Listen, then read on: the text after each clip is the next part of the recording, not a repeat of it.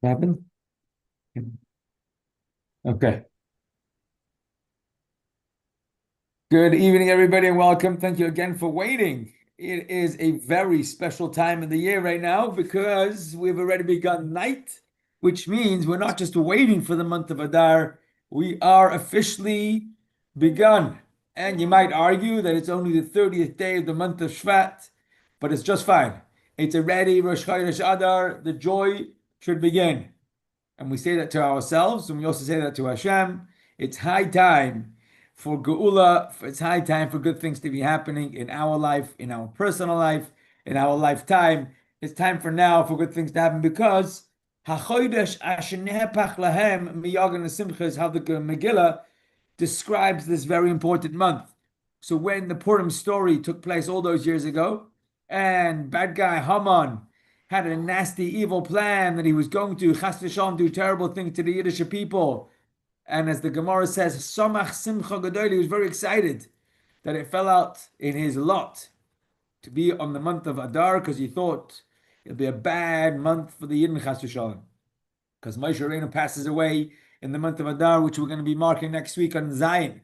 But he didn't realize, says the Gemara, that actually Moshe Rabbeinu was born on the same day. And Moshe Rabbeinu's birth is not just that he was born at the beginning. From the very birth of Moshe, he was destined to be on a totally different level. And that never changed even after Moshe Rabbeinu passed because Moshe Rabbeinu's life is dedicated to leading the people, and he continues to do exactly that. His soul lives on in the form of each Ispashtusa de Moshe, extension of Moshe in each generation. And the Gemara goes on to quote the Megillah that says that when eventually the end of the Purim story comes to play and the Yiddish people are saved, it wasn't just that we celebrated the day that we were saved, it was the entire month, which is the month that brought about the energy of redemption from bad guys like Haman. That entire month was elevated, and we clearly could see that it was a month of good times. And that's why it's the entire month that's become a month of joy. So this is the time. Now it is. It's already the beginning of the month. Now, sometimes you say that we need to develop a taste for the whatever it is we're getting involved in. So things get better with time. There's an argument to be made that the excitement of the newness of the time of joy also carries with it an additional oomph. Now, I use the word excitement because it is much more exciting at the beginning than it is later on, and perhaps later becomes more settled. But right now, at the beginning, we should focus on being willing to shift how we see life. Because sometimes we wait for things to become obvious. And until then, we're still on our old track. If it was a moany day, a grumpy day, unless something big happens, we're not so ready to change. Could be. Talk for myself, I should say. But this month of Adar starts off with Rosh Chodesh, as is every month. But when we get to Rosh Chodesh Adar, it's important for us to say we're going to decide ourselves, not wait for it to happen to us, but to make it happen, and we will put up the good energy. Let it start with us and let everything else follow after that. So let's talk a little bit about Chodesh Adar, the way it is in the Sichos. Let's talk about what the highlights are of Chodesh Adar, and in particular, we're talking about. The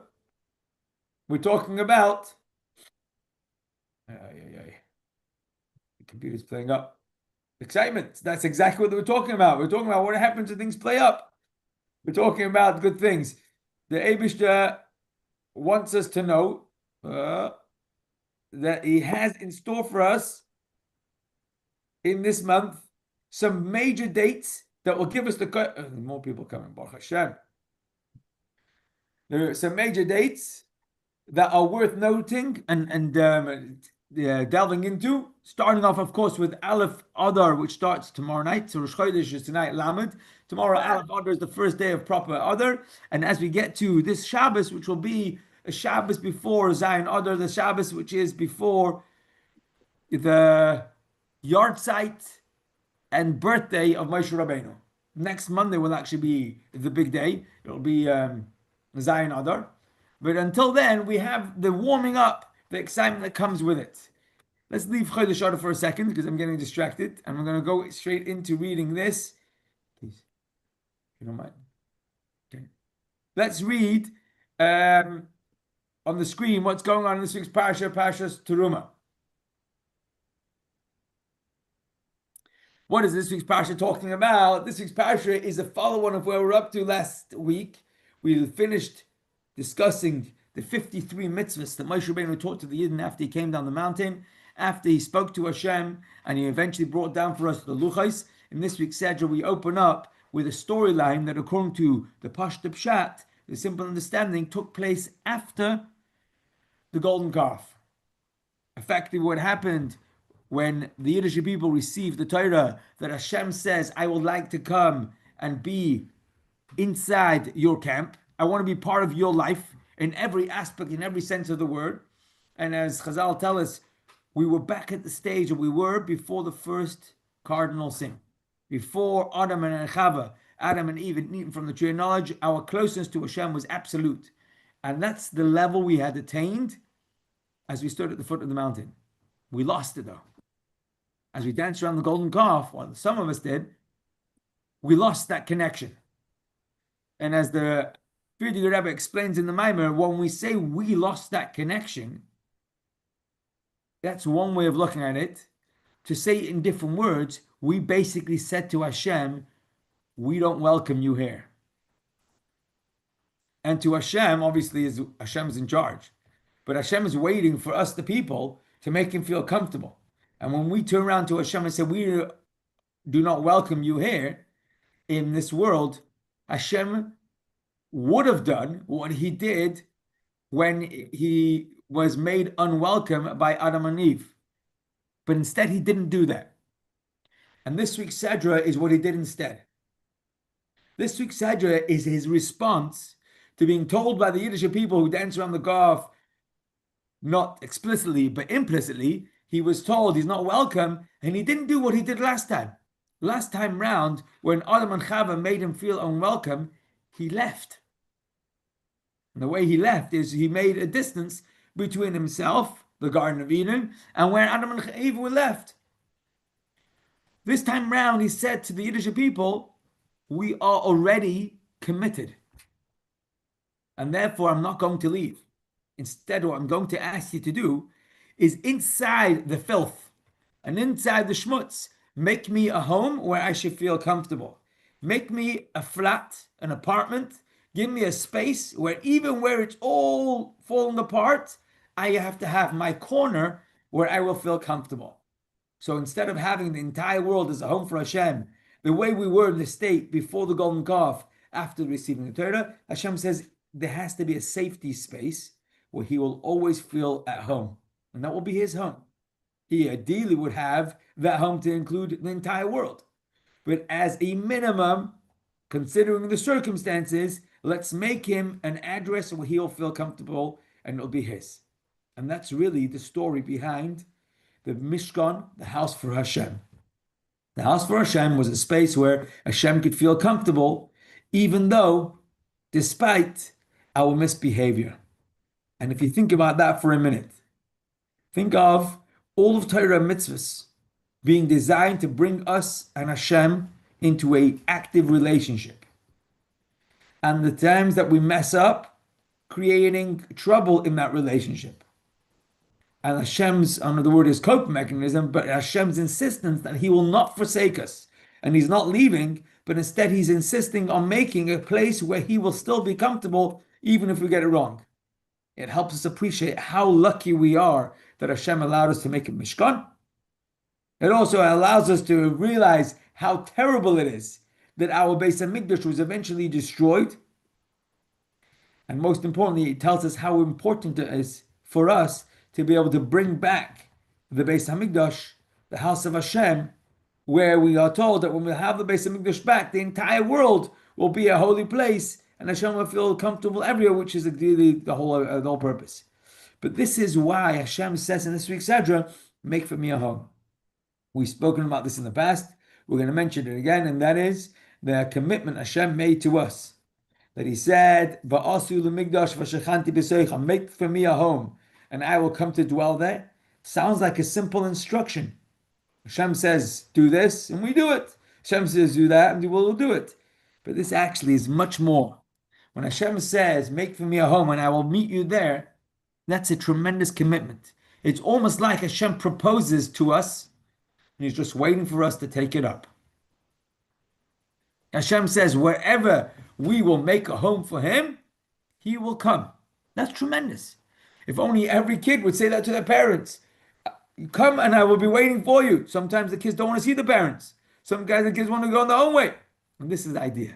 The idea is that Hashem wants to see us, and He says, just make me a place and I'll come there. So how are we going to make a home for Hashem? As Sulaiman HaMelech asks, what can we ever do that will be able to build something that Hashem, who doesn't have His own home, is waiting for us to build it? And the answer is make it beautiful in our terms. Make it gorgeous on human level. And Hashem tells us what that looks like. And it was. It was a beauty of a piece. But because we're still traveling, and we're traveling to the desert, it had to remain its portability. It had to be able to be transportable. And therefore, it all had to be able to be taken apart. It had to be able to be carried. But when it was constructed, when it was put up, it was beautiful, gorgeous. It was coated in gold, very ornate, and it was done to be able to be made really, really special. And for us human beings, that would mean that we would be able to go there and we would be able to feel that this is a special place. Obviously, we would feel the Kedusha, the holiness, but also it would feel like a nice place, gorgeous. It'd be a beautiful place. And that's what Hashem wanted from us and instructs us very specifically. So much so we're told that Moshe Rabbeinu in this week's Parshah is not yet telling the people what to do. Hashem is talking to Moshe while he's up the mountain. And he's telling Moshe the instructions of what he should go down the mountain and tell the people when he gets back down. And that's going to be in a couple of weeks' time. But for right now, the conversation we're reading looks like Moshe is about to tell the people. But actually, it's Moshe hearing from Hashem at the top of the mountain what he is to build, construct, and instruct the Yidden to donate, etc. And Hashem tells him all the different items of material that would be needed in order to build the Mishkan. And those items, those materials should be collected in a fundraiser or a supplies raiser in a big campaign. And Moshe Rabbeinu does launch that campaign in a few weeks. But right now he's being told these are the items that should be collected. Obviously, considering they're in the desert, they don't really have a B&Q or a sort of a hardware store to go and pick up some raw material. They need the material itself as well, not just its worth. And the Yiddish people are going to donate the different options, whether it'll be gold, silver, and copper for the metals, and then they'll have all the different wools that were needed for the different colors, and throughout the spices and the oils, down to the gemstones that were going to be needed to make their uniform for the Kohen Gadol and for all the different items that would be required. The Parsha then goes on to talk about one by one the different unique special vessels that would be used in the Mishkan and the specifics how each one would need to be constructed. Famously and importantly, the very first one that Moshe learns about is going to be the holiest one, which would be the Aron HaKodesh, the Holy Ark, which would be kept and retained inside the Holy of Holies. And this Aron, this Holy Ark, was made extremely exact, had very specific measurements. And each of those measurements are listed in the Torah. The materials were very specific. Which one it should be made of? It had to be a wooden box. Of course, it was covered in gold on the outside by another golden box. So it was a box inside a box, but actually it was covered in gold on the inside also with a third box inside. So it was gold on the inside, gold on the outside, and wood in the middle. And the cover of this box also was made of gold, actually very solid, heavy gold. It was a tefach thick. That's a lot of heavy gold. That was the lid. And the lid also had, as part of that lid, the keruvim, the child, the young child bird slash design, one on each side, and these two keruvim had to specifically be part of the actual lid, and together all of that was placed inside the Holy of Holies when it would be built. In addition, the pasuk also mentions very clearly that there's a mitzvah to make sure that they make solid bars that they would be used, these poles, to carry the Aron, and they had to remain inside the rings. They had to be attached to the Aron at all times, and it was with these poles that the Kohanim would transport the Aron. Now, this Aron, which was very, very exact to the measure, was the same Aron that we are taught when it was inside the Holy of Holies, took up no space. That if you measured one side of the Aron to the wall and the other side of the Aron to the other wall, you would get the same total as if you would measure wall to wall without stopping for the Aron in between. And therefore, the miracle of the Aron, that it was there inside the Holy of Holies, yet didn't take up physical space, is the same Aron that we're learning so much detail as to how it has to be made and exactly which size it has to be made, although that size was going to be miraculous anyhow. And this is one of the important lessons that we have to remind ourselves about the efforts we put in to doing our part in serving Hashem. The holiest item, the Aron, clearly demonstrates that although we have to be very particular about everything that we do and make sure it's done kosher, and make sure it's done the right way around, we must also remember that the efforts we're putting in are being done because Hashem has told us to do that. And the results of our efforts are miraculous nonetheless. So we've been told to put in our effort, but Hashem rewards our effort with miracles. And this is super important because sometimes it doesn't work out the way we hope for. And that can't set us off. Instead, it has to make us remind ourselves that we must make sure to align what we are doing with what Hashem tells us to do, and then rely and trust in Hashem. So in one of the cute ways, just remember what I said. The measure, the success that we are looking for is not the measure, it's the compass. Something along those lines. I didn't get the exact quote, but it's along those lines. So we're looking for success, but we shouldn't say that the success is going to measure whether we're doing the right thing or the wrong thing. Because sometimes we put in all the effort and it doesn't equal what we had in mind. But it still is the compass, the direction with which we put our effort in. So we make a calculation, what we should be doing, and even if it doesn't work out, it doesn't disregard or doesn't take away from that the effort we put in is still the right thing. The Aron is one of those examples where we are told to be extremely exact in the measurements, yet to rely that Hashem is going to put in the miracles. But that's the first of the kelim. It's a very important one. It's where the luchas are going to be, and it's going to be in the holiest place.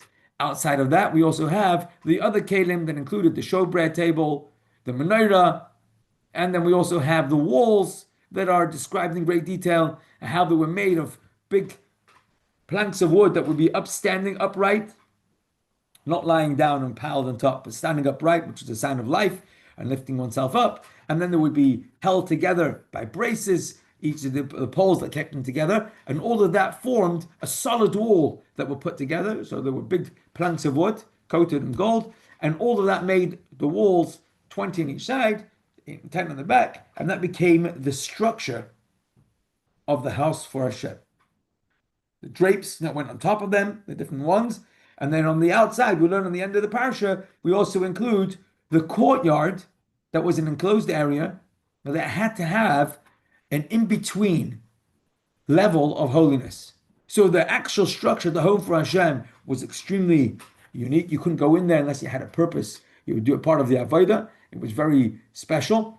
But even in the courtyard, there was a level of Kedusha, a level of holiness, and it's in that courtyard where the Mizbeach HaNachoshes, we finished the Parshah was the copper coated Mizbeach altars where the offerings were brought outdoors in this courtyard that was enclosed with drapes hanging on tall poles that were covered in copper. The details of this week's Sedra become the basis for very, very lot of life messages talking to us how we can make a home for Hashem in our own life. But today, we're going to go on a completely different route.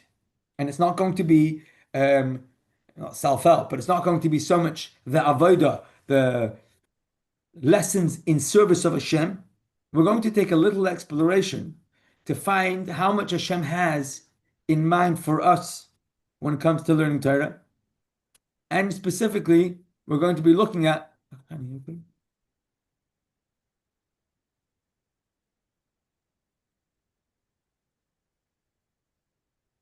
I'm gonna take your book. Notebook. Okay. Okay. Sorry. We're going to talk about this in this week's Sikha. It's a very interesting Sikha because it's different than you usually get, but it opens up a fascinating window into how our relationship with the Torah, very much along what we were saying until now, is one that we are active partners in that relationship. When we say relationship, we don't just mean we're going to do whatever Hashem tells us to do. Of course, we'll do that. But also, Hashem is waiting to hear back from us on every level. On every level. So, we're going to take a look at the menorah as it's described in this week's Parshah. We're going to look at the details and some of the nuances that Hashem is so particular and how we put in the effort to make it look as gorgeous as it can. And from there, we're going to go on to an interesting, fascinating discussion that highlights the human interaction in understanding and building Hashem's relationship with us. Let's start off with the beginning. The Torah describes how the menorah should be designed and decorated. This is the pasuk that's going to the psukim, sorry, I should say, the verses that describe that particular decorative, beautiful structure of a menorah, the candelabra. Says the pasuk, "Valsisa menorahs zahav Torah." You should make a menorah of pure gold. Okay, you're already seeing how precious this is. The menorah shall be made of hammered work. What's hammered work?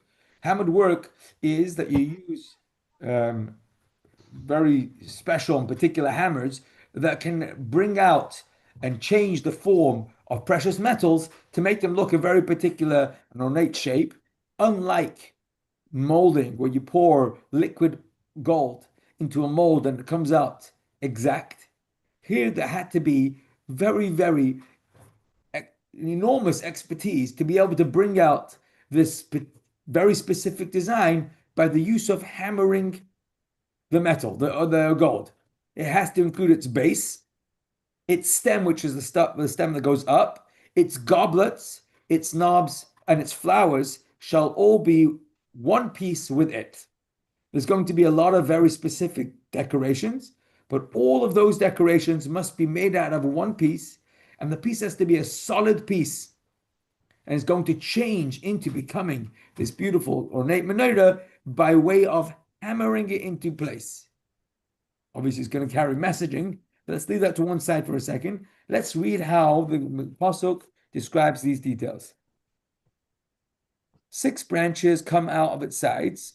So it's got a stem and 6 branches. 3 menorah branches from its one side and 3 menorah branches from its second side. Okay, that was straightforward, easy to read.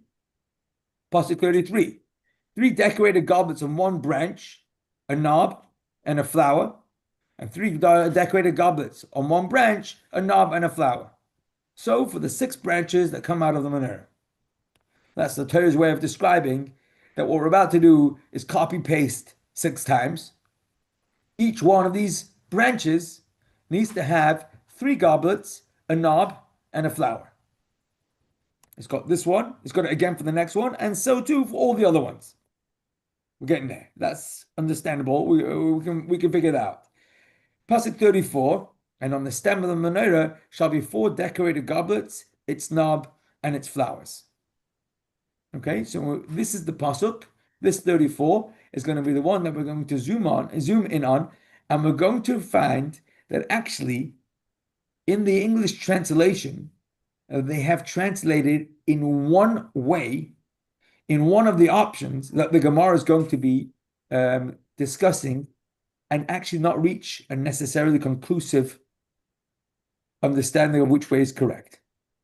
I'm going to read the Hebrew, translate it freely, and then we're going to go to the next slide to see where it is in this pasuk where there's this discussion. Uvamenora abba gevim mishukadim kaftereo ufrocheha. So they've translated decorated, mishukadim as decorated. But mishukadim actually, let's do the slide there. Mishukadim decorated. This decoration that we're talking about here is placed, that's a cool actually. I'm going to put up the verse now, and then I'm going to do the slide after that. If you look at the English, there's one comma in that pasuk 34. It says, "On the stem of the menorah shall be four decorated goblets, its knobs and its flowers." That comma implies that it's the four goblets that need to be decorated, and its knobs and its flowers are the continuation of that.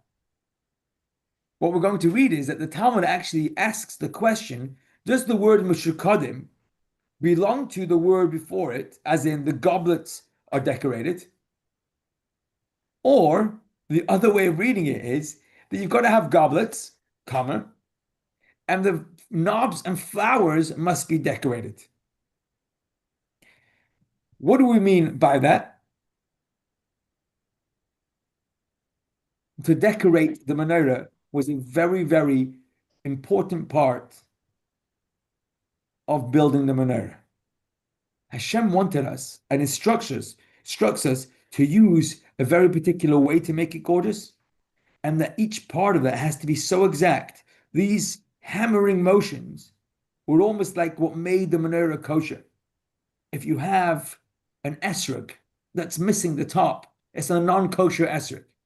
If you have a menorah that was not hammered out the way it was taught to us in the Torah, it would seem that it's not kosher either. But the Torah is telling us, don't just hammer out the general menorah.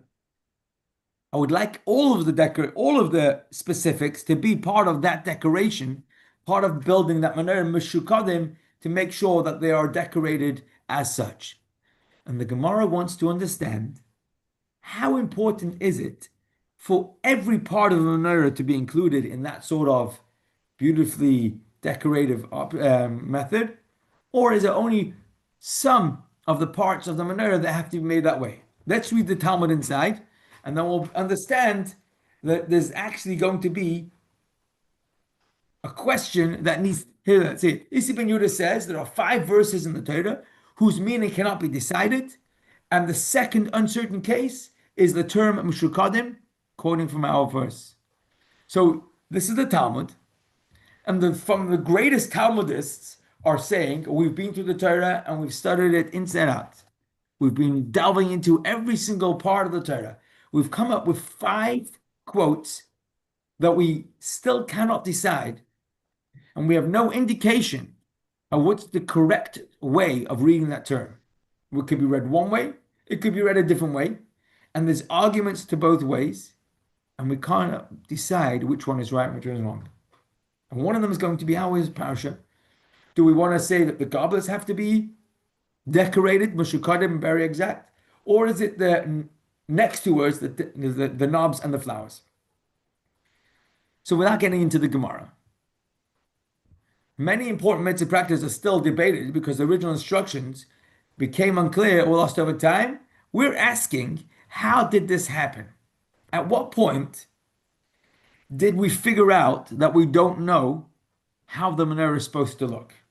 Nowadays, it's very easy to not know, because nowadays we don't have a menorah to look at.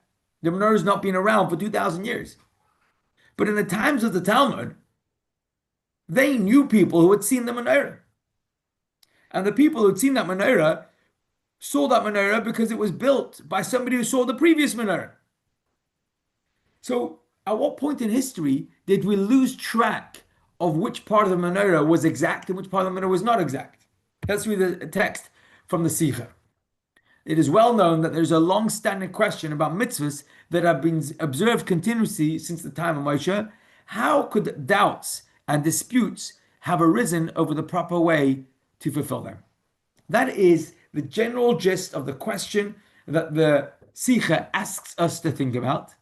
And the way it connects to this week's Parashah is because the Talmud concludes that we do not know, we have no way to decide what is the correct method of building the menorah. Does it mean that the goblets have to be meshukadim, or does it mean the flowers and the knobs, the brachel, kaftura brachel?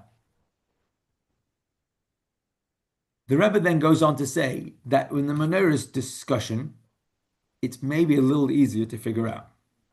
But there are other mitzvahs that are much closer to home, and we still have differences of opinion.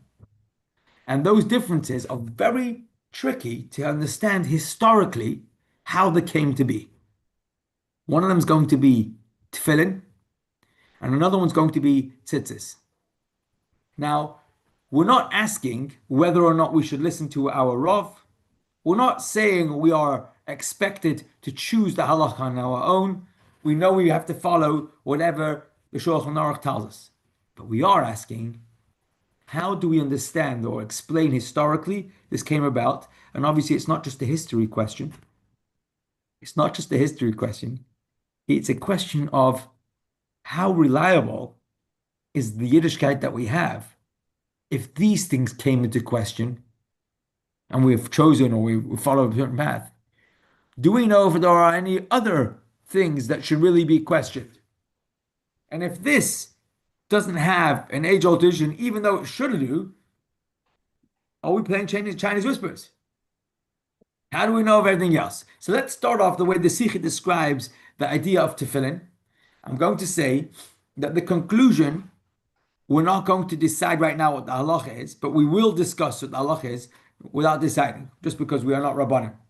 I do want to say that this year marks 50 years since the Rebbe launched an amazing campaign regarding tefillin, which we are going to discuss right now about the differences in how tefillin should be made. Let's just say we all know of differences of minhagim.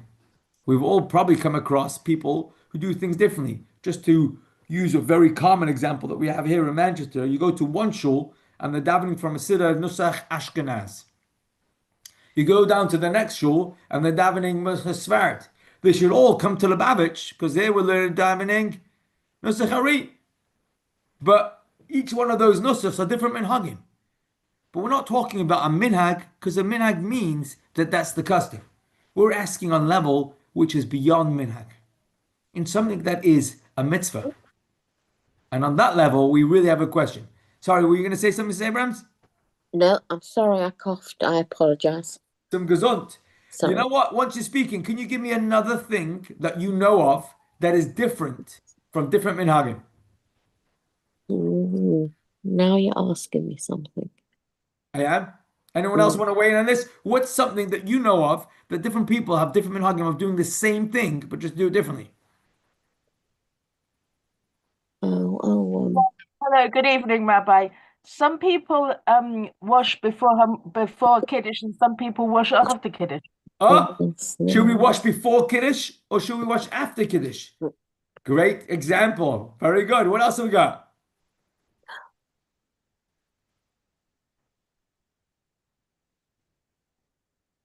Any other examples of people doing different things differently? Go on. How about, I don't know if this is what you're driving at Pesach, the Ashkenazim don't eat kitniot and Sfaradim do. Is that the kind of thing you... Yeah. Well said. I was hoping somebody would say that because I didn't want to say the word Pesach word right now. Oh, right. Yeah, but it's the time of our freedom. I just want to remind you, Pesach is the time of our freedom. If you work hard before, you enjoy the freedom more. Yes, but that's a great example. That's a great example. It starts off with minhag, but it becomes halacha, and then halacha requirement. It's halacha required for Ashkenazim to refrain from any kitniyot during Pesach. Yes, great example. What else we got? Some people have the minhag that in the week leading up to Pesach, they eat outdoors. Have you ever heard that minhag? Yeah. That's a minhag of staying out of harm's way. Sorry, staying out of not to get in the way of. There are other minhagim, and what I want to say is that the minhagim that we are talking about right here are all traceable, and we understand how different communities develop different minhagim, including the Kiddush. Rabbi, sorry. Please. Here's a good one for you. There's different minhagim about the Kiddush cup, and for the Lubavitch, they don't have a stem for it. And for people who aren't Lubavitch, they do have a stem to it. Absolutely, absolutely. These are great examples. These are fantastic examples because they are very different. Imagine someone saying, "Do you have a bracha without a stem, please?" And another person's like, "I brought you the most beautiful bracha I've got. Why do you want a no stem?" And for somebody, this is exactly what they want. This is exactly what they don't want.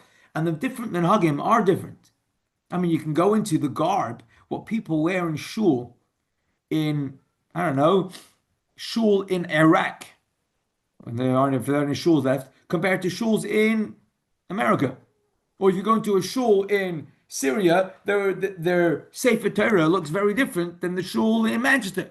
So there are many minhagim, but most of these minhagim can easily trace how they became that minhag. The reason for making kiddush before washing is that the washing is close to your bread. The reason for making washing before kiddush is that the kiddush is closer to your bread. There are schools of thought that back it up. Go on, so one more. You were going to say something else? Yeah, I just wanted to say this is just a joke. Well, unfortunately, it's not a joke. I just wanted to say that in some shuls where you go in, you hope it's not a minhagim what they're wearing, what they're not wearing. Okay, okay. I'm going to say no comment. But yes, absolutely. There's halachas to that as well. But what we are going to say is that all these manhagim are not so hard for us to explain to ourselves when we stop to think. They may be very glaringly in front of our eyes, and it might be very obvious, maybe even more obvious than the one we're going to discuss. But when it comes to understanding why they became to be, we have an easier time explaining it. What we're about to read about is about the tefillin, not on the outside, tefillin on the inside, which is a crucial part in making sure that tefillin are kosher. When somebody says, I'm going to get my tefillin checked, they don't mean I'm going to make sure that I'm not missing the box or it's still there in my bag. When we say I'm going to get my tefillin checked, it means we're going to open up the most important part of your tefillin, which is sewn closed usually, and we're going to take out the scroll. And we're going to make sure that that scroll is 100% exact. Yet, we find that those scrolls, which are the most important part of your tefillin, there's a lack of clarity of how they should be written. There's a dispute. There's different opinions in what makes the tefillin kosher, which way round they should be written. And in a way, that's much more than a becher with a stem without a stem. It's even more than kitnios and Pesach, or not no kitnios. This is actually where we're talking about the halacha, the mitzvah itself, not just the minhag that's evolved, but the mitzvah of tefillin is one of the earliest mitzvahs we have as a people. And the question we're going to ask is, at which stage in history did there become more than one opinion? Because if anyone was ever wondering whether your tefillin should be written one way or another way, just open up a pair of tefillin from 10 years ago, from 100 years ago. Open up your grandfather's tefillin and see what it was done.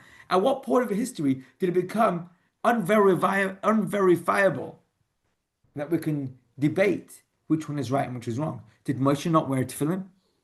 Did Moshe not teach the people to wear tefillin? Did their grandchildren not get a pair of tefillin? Did their grandchildren not have tefillin? How did it become a question of what's the right order? Let's read it inside. And one of the classic examples in the disagreement between Rashi and Rabbeinu Tam about the order of the Parshas, individual scrolls inside tefillin. At first glance, how could there possibly be a dispute here? Surely it should have been simple to clarify by opening up the tefillin inherited from their fathers and seeing whether they are arranged according to one opinion or the other opinion. So, if you haven't seen this before, next time you see someone who has a bigger tefillin bag, someone who puts on two pairs of tefillin, you can just look at, they have two pairs of tefillin. They look almost identical, but they'll be extremely careful never to mix them up. Because the inside of these boxes are very different, and especially different, they're specifically different. Let's read it inside. There's a famous dispute over the order of the scrolls placed inside the tefillin. Let me just say, the tefillin shal yad, the arm tefillin, has a square box.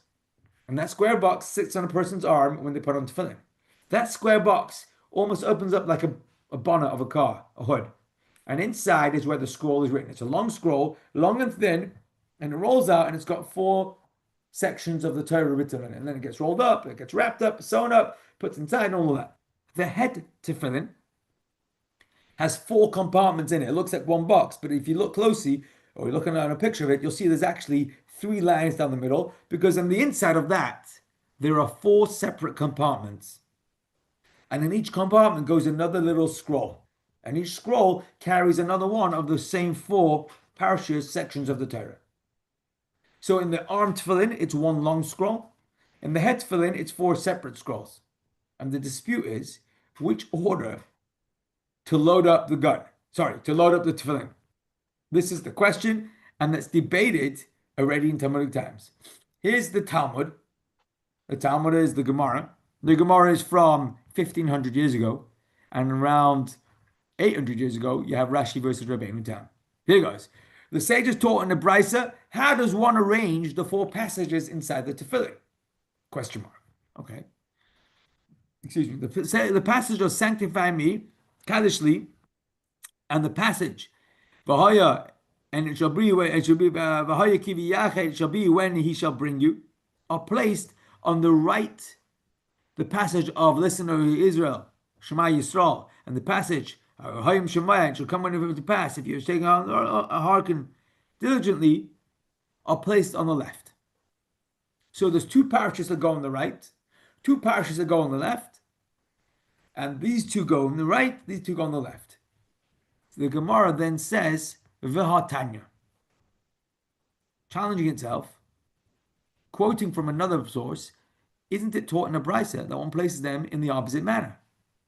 The other 2 go on the right, and the other 2 go on the left. Abaye said, this is not difficult.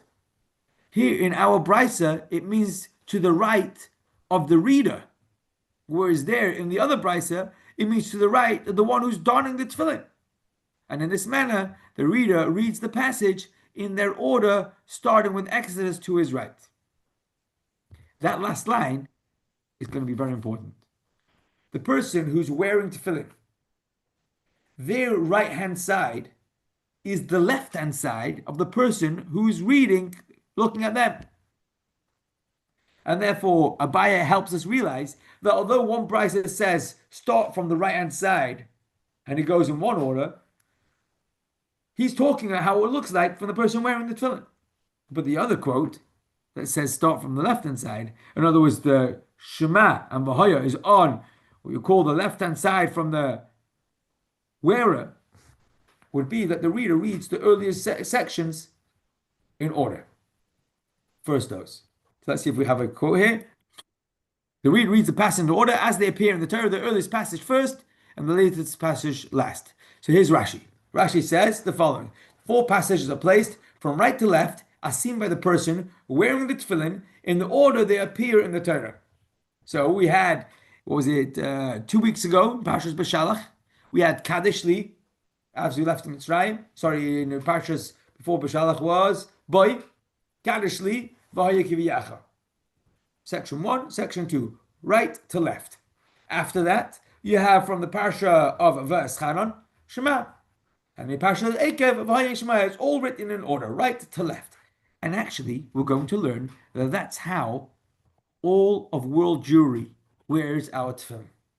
Just like you see here on the screen, right to left. I mean, if you're wearing tefillin, it's left to right. But right to left from the person who's looking at me, Kadesh, V'haya Kiviyacha, Shema, V'hayim Shema. And this is how Rashi understands the Gemara. This is how Rashi paskins. This is how he tells us to follow the halacha. And that's how he made his tefillin. He taught everyone else to make the tefillin. And the Shulchan Aruch tells us to follow this way. And this is mainstream Yiddishkeit goes on. However, Rashi has a grandson. And Rashi's grandson is a giant in Torah and a giant in halacha. And he's quoted in the Tosfos. He's one of the Balei Tosfos. And Rabbeinu Tam explains this Gemara different. Let's read it inside. Rabbeinu Tam explains that in order for the Parshas Tefillin Kaddish and V'haya Kiviyacha are placed to the right of the one reading them, while to his left is Shema on the outside, followed by V'haya Kiviyim Shemaya on the inside. So he's put the earlier sections from Parshas Boy that we had in the same as Rashi, but in the following 2, he's flipped the orders. Similarly, Rav Hai Gon wrote that V'haya Kiviyacha and V'haya Im Shemaya are set next to each other on the inner side of the tefillin. This is also recounted in response of the Goinim in the writings of Yosef Tev Elam. And here you have Rabbeinu Tam's lineup. He disagrees with his grandfather with Rashi, and the order doesn't fit. Next, he places the passages in a different order. Note what he's done is 1, 2, 4, 3. But he's called it 3, 4. 1, 2, 4, 3 is how he says, Rashi, you got it wrong way around. I'm telling you, Vahaya and Vahaya are next to each other. Just to quickly zip back, you'll see this is Rashi. Kadesh Vahaya, Shema Vahaya. Whereas Rabbeinu Tam is going to say Kadesh Vahaya, Vahaya Shema. Vahaya and Vahaya are next to each other, says Reb Hai Gaon. And this is how those people who wear Rabbeinu Tam's tefillin will wear an additional pair, will wear a mainstream tefillin and daven and make a bracha on a Rashi tefillin. But Rabbeinu Tam's tefillin, Chana,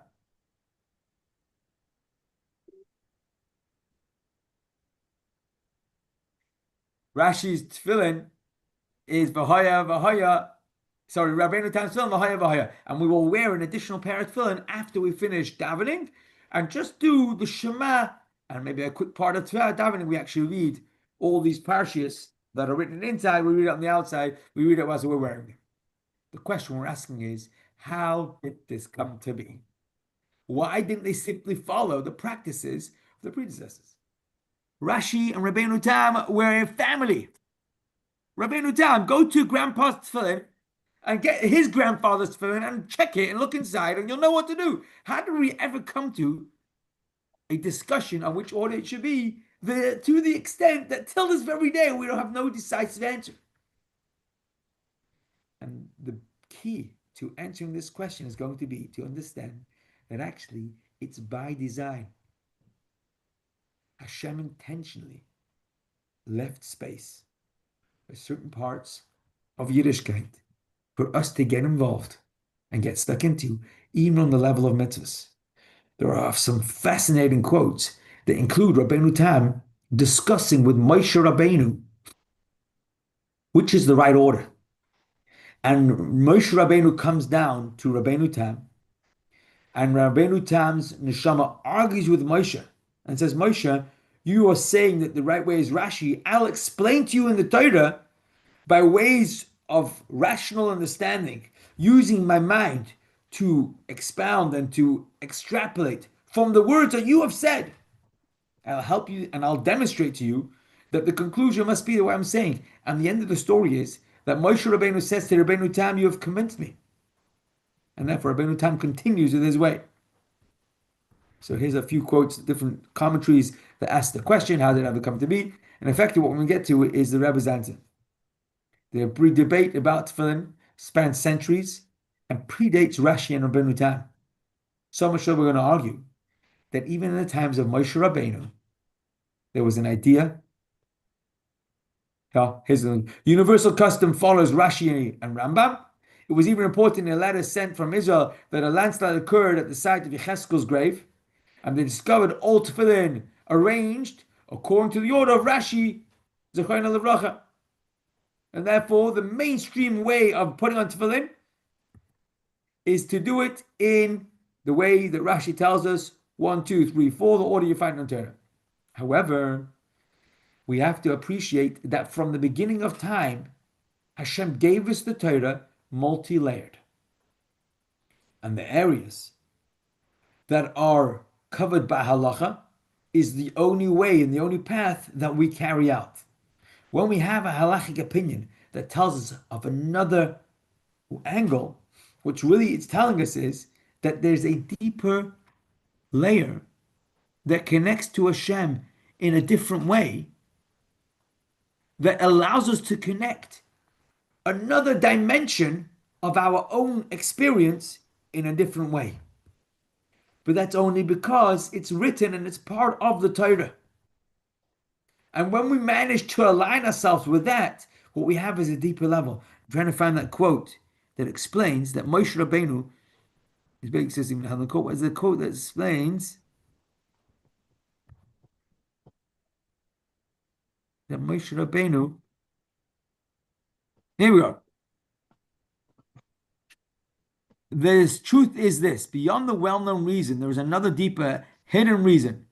From the beginning, Moshe taught the people of Klal Yisrael how to make the tefillin, but to the select few, those who God calls, as Yoel quotes, the people who have a strong, people who have a very deep, soulful connection with Hashem, Moshe Rabbeinu privately reveals to them a deeper understanding of tefillin. And that deeper understanding of tefillin will line itself up on a different additional dimension. From this, they understood that anyone who wishes to be among those who go beyond the basic requirement cannot be satisfied with the standard tefillin alone. He must also make for himself another pair with the intention of aligning them to that hidden teaching. In other words, if we insist, if we are going to push ourselves beyond the letter of the law and allow ourselves to dig deeper, we will actually be able to connect with Hashem more than the standard mitzvahs allowed us for. Now, this is fascinating to hear because you won't find this in the Shulchan Aruch. The Shulchan Aruch tells us what's required from us. More importantly, we usually don't talk this way because the natural tendency is to then say, well, if that's the case, let me make up my own Shulchan Aruch. Let me decide myself where I feel a connection. And that's the key. If the connection is going to be based off what I feel, I'm left with nothing. But if the connection is based off what the Shulchan Aruch tells me, I'm getting connection with each mitzvah. What we're learning today is even beyond that still. That there's a way above the standard level of a mitzvah that Hashem wants us to find out about when He feels it's the time for us to know. So in Moshe's time, there were people who got that message already then. It also helps us understand why there would be a debate in the times of Rashi and Rabbeinu Tam, because Rashi's saying this is the right way around and he's right.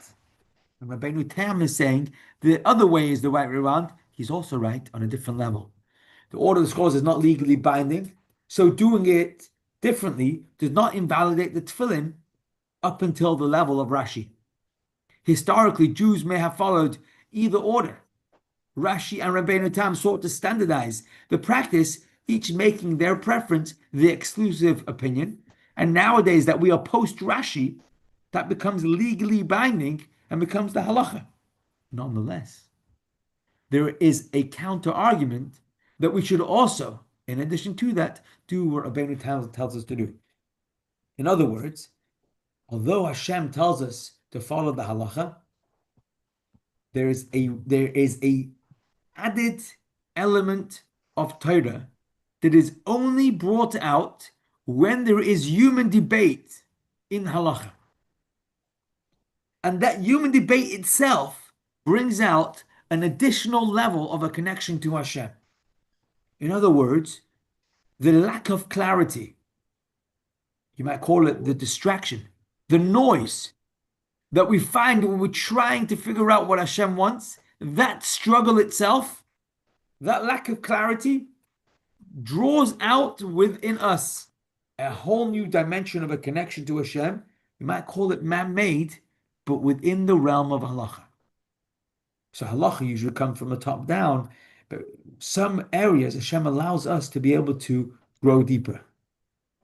The minhag is exactly that. That's really what minhag is. I just want to go to the end, to the hira. Where's it gone? Well, the first lesson that we have to do. Oh man, I can't believe I'm missing the story. This is a story of one of the Hasidim who argued with the Tzemach Tzedek how to explain the discourse that the Tzemach Tzedek himself just gave.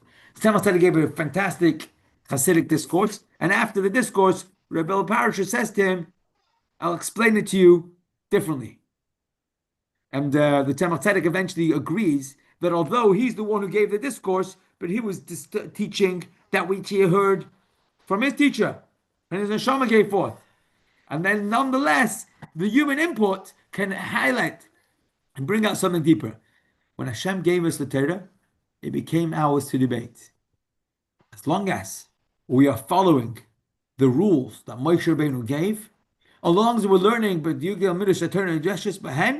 we will be achieving tremendous achievements, possibly that Moshe Rabbeinu himself never came forward.